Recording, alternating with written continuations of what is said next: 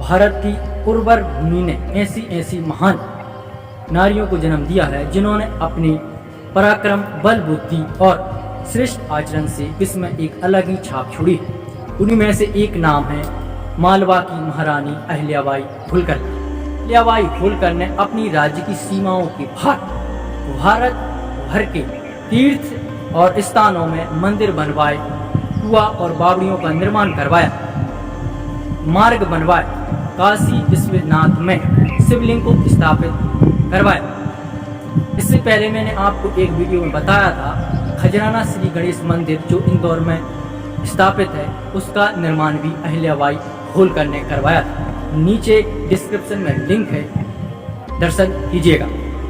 रानी अहिल्याबाई ने भूखों के लिए अन्य क्षेत्र खोले, प्यासों के लिए प्याऊ बिठाए और मंदिरों में विद्वानों की नियुक्ति, शास्त्रों के मनन चिंतन और प्रवचन हेतु की और आत्म प्रतिष्ठा के झूठे मोह का त्याग कर इतने दम तक सदा न्याय करती रही। इसी परंपरा के चलते उनके पीछे झांसी की वीरांगना लक्ष्मीबाई पैदा हुई।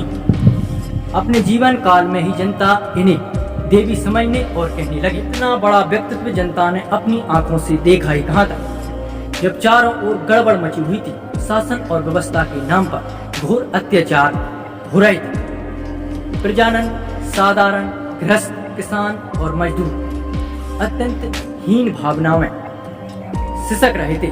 उनका एकमात्र सहारा धर्म, जो रूढ़ियों, त्रासों, भय और अंधविश्वासों की जकड़ में कसा जा रहा था। न्याय में न शक्ति रही थी न विश्वास। ऐसे काल की उन विकट परिस्थितियों में अहिल्याबाई ने जो कुछ किया वह बहुत है और चिरस्मरणीय है।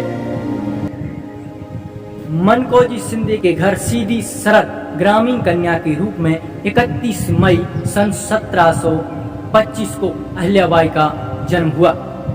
मात्र 29 वर्ष की आयु में ही उनके पति का स्वर्गवास हो गया। उनका पुत्र जो विलासित स्वभाव का था और अस्वस्थता के कारण ही युवावस्था में ही चल बसा। युवावस्था में ही उनके दवान यशवंत राव की मृत्यु के बाद उनकी पुत्री मुक्ताबाई ने आत्मदाह कर लिया था। अपने पति की मृत्यु के बाद अग्नि में स्वयं प्रविष्ट होना आत्मदाह कहलाता है। यह एक अमानुष प्रथा थी जिसे राजा राममोहन राय के अथक प्रयासों से लॉर्ड विलियम बेंटिंग के द्वारा सन 1829 में गैर कानूनी घोषित कर दिया था। इन सब आघातों के बाद अहिल्याबाई ने अपने जीवन को सार्थक बनाया। मानव सेवा, प्रजा को सुख और शांतिपूर्ण शासन को अपनी पूंजा समझती रही। अंततः 70 वर्ष की आयु में 13 अगस्त 1795 को उनका निधन हो गया।